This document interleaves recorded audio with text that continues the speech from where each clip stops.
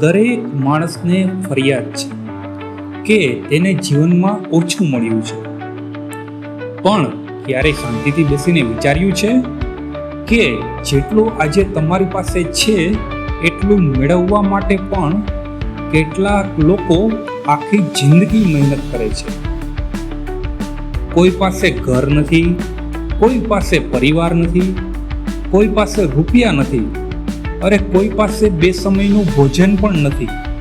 અને આપણે ઘણું મળ્યા પછી પણ હજુ દુઃખી છીએ. જીવનમાં જે નથી મળ્યું એના માટે નહીં, જે મળ્યું છે એના માટે ભગવાનનો આભાર માનતા શીખો. કારણ કે તમારી જિંદગી કોઈ બીજા માણસનું સપનું પણ હોઈ શકે છે. સાચું ને? કમેન્ટ, શેર અને લાઈક જરૂરથી કરજો.